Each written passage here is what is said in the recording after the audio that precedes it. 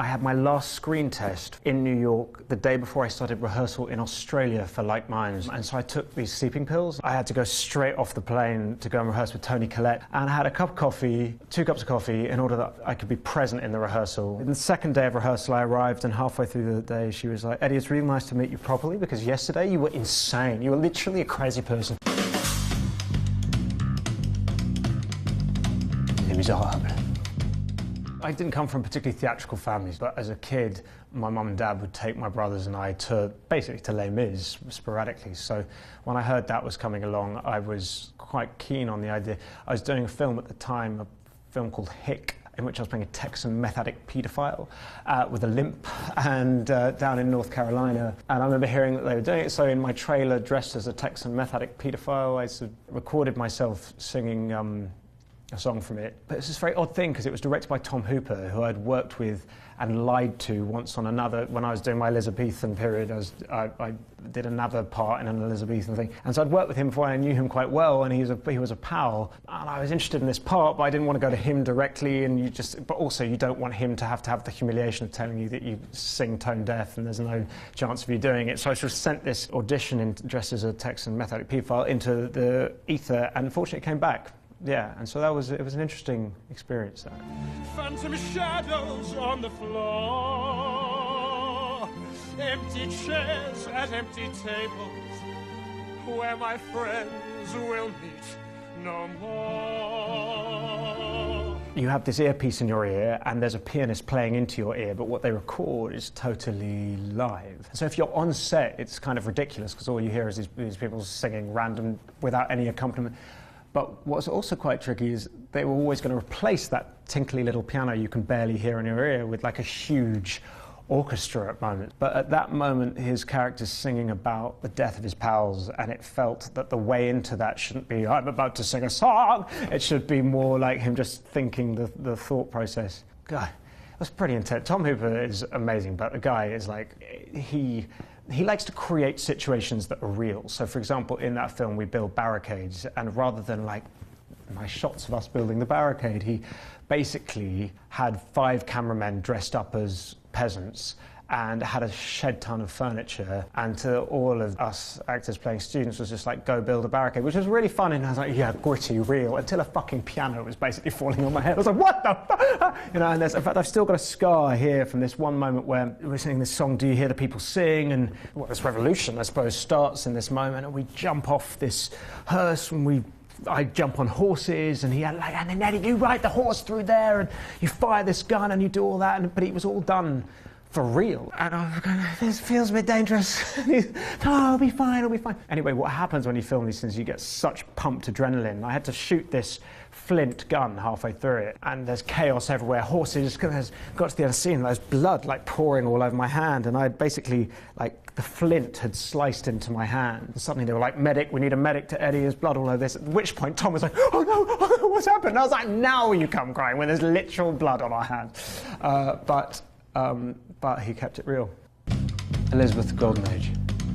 You know, if you're a British actor, you're going to have your period drama moment. Like, the reason sort of British film does well, basically, is we just got like a massive history of stories and of kings and queens and royalty. So if in doubt, we just sort of dig into that. No, I got to work with Cate Blanchett on the Golden Age, and I basically had very little to do except at one point run into Ely Cathedral and scream whore really loudly at Cate Blanchett.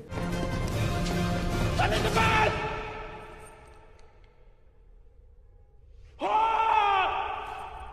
But I'll never forget watching her on that set, and this was the sequel to Elizabeth, and she was so formidable in that film. And I remember seeing her on set, and she was sitting there with just her earphones in, and she was just going, tea, round, royal, literally working on her dialect, and it was just as a kind of work ethic thing. I was like, wait, no, but haven't you flipping won the Oscar for that? Like, you've got this down, Kate, you're fine. But watching those people that you admire, you sort of see them in the films, and you see them on the red carpet, and you forget that in the midst of that is like staggering, wonderful hard work, and the greats like Kate never stop. You know. The Good Shepherd. It was the most amazing experience. I was playing Matt Damon and Angelina Jolie's son. I was basically cast because I had massive lips, but it was the most intense experience for me because I had done one film but I had barely any experience on camera, and you were flown to New York and you were put up in amazing hotels and you'd go to work every day in these big blacked out cars, and we were shooting in Brooklyn and there would be paparazzi everywhere, and then there would suddenly be a camera here and there'd be Angelina and Matt and Robert De Niro behind the thing and they'd be like, action! And all I basically just saw worry just like carved across my face. And so when I watched that film back, which was an amazing experience, but I just see total fear scored across my visage. I would like very much to join CIA. Well, there are a lot of things you can do, Edward. I'd like you to think about this very carefully. I have thought about it carefully. It's what I want to do. I want to join the agency. Robert De Niro has this wonderful technique. He would do this thing when quite a few of my scenes were pretty emotional in that film, and he would allow you to play the scene, and then he'd tell you to go back in and to channel the emotion from the end of the scene back into the beginning of the scene, and you do it over and over again. And acting is one of those things that you take all these processes that you learn over the years and you sort of create your own process, and that was one of my first sort of major lessons. But I did my audition, met De Niro for the first time, and he was quite quiet, and he just looked at me and he said, I was like, what, sorry? He goes, can you just part your hair? Just like, I was like, what? And he basically wanted me to comb my hair. I was like, oh, okay, I don't actually have a, he's like, no, go away, and you come back, and you can, I was like, oh, okay, so I sent down into Oxford Street in London, went to Boots, a little pharmacy, got a comb, came back like a few hours later, my hair already combed. It was in London, it was years before it got made, and at the time Leonardo DiCaprio was playing the role. I was sitting waiting as other actors went in, and someone passed through the door frame, and I said to the casting assistant, who's in there? And they were like, well, Bob, obviously, and Leo. And I was like, what? And he's like, yeah, you're auditioning with Leonardo DiCaprio. And about 2 minutes later, I was there doing this intense scene with Leonardo DiCaprio, playing his son, like breaking down on him. He was like sort of hugging me. I had this time-out moment in which I was suddenly looking down on the whole thing, going, that's Robert De Niro and that's Leonardo DiCaprio, and I have no idea what's going on. So it was quite an intense audition process. That was amazing. I was just like sort of nuzzling into Leonardo DiCaprio's armpit. Jupiter Ascending. I remember watching Cloud Atlas with Kate Mara and I think Rooney Mara in the cinema, and it just being like the most extraordinary bonkers thing I'd ever seen, as was Jupiter Ascending, which was, I feel like we have this spread in England for toast which is called Marmite, and like the ad slogan is you either like it or you hate it, and I've always thought of myself as a bit of a Marmite actor. People seem to like either enjoy what I do or loathe what I do, and those people that loathe what I do, Jupiter Ascending tends to be their favourite of my performances. So I won a prize for it for the worst performance of the year, so yeah, it was pretty bad performance from all accounts. In Jupiter Ascending, my character had his like larynx ripped out by this wolfman, and so I made this slightly bold choice of, which I thought was right, of talking like this for the whole film, which I felt sort of suited the costumes and the extremity of the world, but in retrospect, it may have been too much. I believe Titus is aware of the occurrence. My spies whisper, but cannot substantiate. So you have her print, but you don't have her. But I love the Wachowskis because I've never felt so free on set. Lana would just scream like notes from she's like, do it like an accountant, she would say. But my interpretation of that was to like shout really loudly, which is always very odd because I have a really quiet, like kind, quite gentle accountant, rather than a sort of hardcore imperialist autocrat. Yeah. Savage Grace. Savage Grace is a film that not many people have seen, but weirdly was one of the films I'm most passionate about. Again, another part that I think I was pretty much cast because I had freckles. So I've been very grateful for massive lips, freckles, and some of our greatest actresses having big lips and freckles. And yeah, I remember the last audition for that with Julie walking in and her going, God, you actually look like my son. And I was like, that's amazing. Best thing I've ever heard. But yeah, that was an intense experience. Basically, very, very few people have seen this film, but the year when I did Theory of Everything and when Julianne Moore won the Oscar, we were both, we sort of had this discussion backstage, both of us like so sort of blown away that we had just had the most amazing evening of our lives. But maybe people will go back and watch Savage Grace now. You're talking about a collar that belonged to Giotto. a dog I loved, and a dog that died. Inside voice. Now the please. dog is gone, but we still have the collar, and we have moved and moved and moved, and we have never lost it. I think genuinely of all the films I've ever made, I had the most joyous experience. It was set in like Cadaqués, London, New York, Paris. All of it was shot in Barcelona in the extraordinary heat and made for very little money. Spanish crew, sort of wine at lunchtime, and I remember it being a really wonderful time. Spanish actors as well, Elena Anaya and Unax Galde, the Danish girl.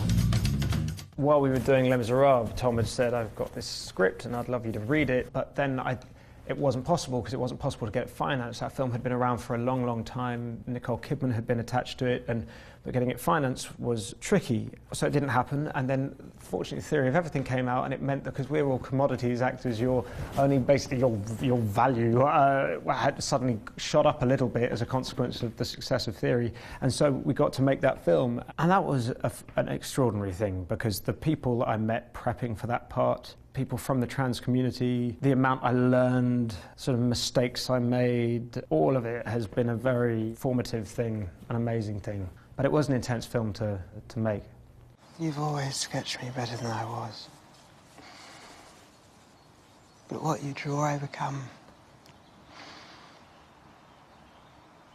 You made me beautiful. And now you're making me strong. Just before our film came out, Caitlyn Jenner had been on the front of Vanity Fair, Laverne Cox was on the cover of Time magazine, and it felt perhaps that it was time for trans people to be telling their stories, and there was a certain amount of backlash which I felt from that, which I understood and sort of agreed with, but what was interesting is I sort of committed to it quite a long time beforehand. But yeah, so it's a complicated experience because I learnt a lot and I met extraordinary people, and I still haven't necessarily reconciled whether it was the right thing to do. The Theory of Everything.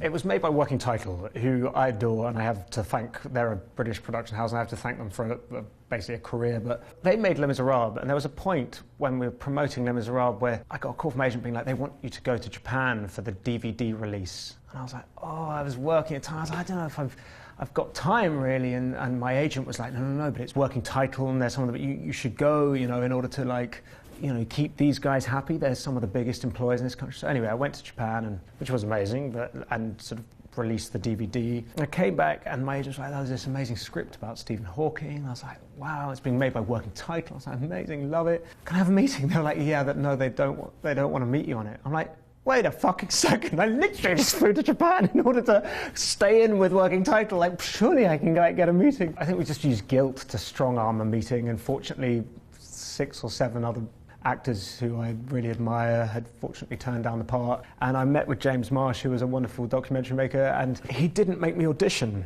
We talked about it, and he sort of gave me this part. And when you have that experience, you have sort of complete euphoria followed by utter horror, fear of because I didn't audition for it, how does he have faith in me, because I have no idea whether I can do this. At least if you've auditioned, they've seen some sense of it. So basically what then happened on that film was I was just so terrified that you just have to, if you're playing a real guy who would see the film and is renowned for not mincing his words, and his whole family would see the film, there was basically no question but to just work your balls off, which is what I tried to do.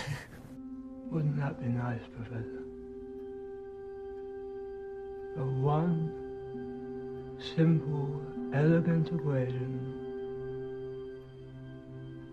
to explain everything. Winning the Oscar was extraordinary, but I have this thing, I don't know if other people have it, when you're so fueled with adrenaline, you just can't remember anything. The next thing I remember is you get taken straight into this press conference, and there are all these journalists from around the world, but you are literally totally caught in the headlights. You don't know, basically human bodies can't contend with that much thrill and anxiety, or mine couldn't. There was this last question from an Australian journalist that was so Eddie, I hear that these 2 actors from Australia were your massive inspirations and influences, and they're 2 brilliant actors from the Australian television soap called Neighbours, which I grew up watching and loved. Having just been on stage, in front of all these extraordinary people with adrenaline pumping and fueling. Being asked about Neighbours was so surreal that I sort of think I went and sort of passed out afterwards. But the greatest thing that came from that was lovely Jackie, who is extraordinary and plays Susan Kennedy. She heard about it, and then I was offered a part in Neighbours, like just a cameo, which I've yet to take up on. I don't know actually if the invitation's still out there, but I would fucking love. Fantastic Beasts from Where to Find Them. I read the first few books because my brother had loved them and was completely enticed by them. So I kind of loved them, and then I used to go and watch the films every year because it felt like escapism. And yet you also, like, all the characters would kind of touch you. So I was a fan, but the way in which this film came about was kind of the most secretive. So my dad and my family all work in like proper jobs, and my dad has a briefcase, and so I had decided that a briefcase would be my set bag, the thing that I took to set with all my work to try and feel like I was doing a proper job. And I had this call that David Yates, this director, wanted to talk to me about an unknown project, and we kind of went to this club in Soho, and it was next to a fire, and it was like something out of Potter, and I arrived with my briefcase, and he started telling me this story that J.K. Rowling was writing about this character and about these creatures and then about this case, and I gently found myself sort of shoving this thing at the back of my case from on the table because I didn't want him to think that somehow I'd come dressed as the character, which quite a lot of actors do, and I don't think is necessarily the wisest thing. Anyway, I eventually got cast in it, and it's been the most, it's been like a shed load of fun. Fantastic Beasts, The Crimes of Grindelwald. They invited me back. The great news is, on the back of her Fantastic Beasts book that Newt wrote, like, it was like, yeah, he lives happily married in Dorset. You never know with Jo, she could take it anywhere, but at least he survives, you know, for a while. And coming back for number 2 was amazing because I got to work with Johnny Depp and Jude Law, and those are guys that I grew up kind of loving their work. So they have like amazing puppeteers who come and they sort of show you what the creatures do and how they move, and then you kind of look at the directing, it's like, I'd rather now those guys leave and you imagine it. So particularly with Pickett, who's this little bow-chuckle figure who kind of, I've been on the tube in London and I just imagine talking to him, and I do that quite a lot with accents as well. Like, I'll sort of record them on my phone and listen to them, and then occasionally now I realise that people are taking photos of me or recording me while I'm like chatting to Pickett with my imaginary friend, and it's all kinds of sad and weird and deranged.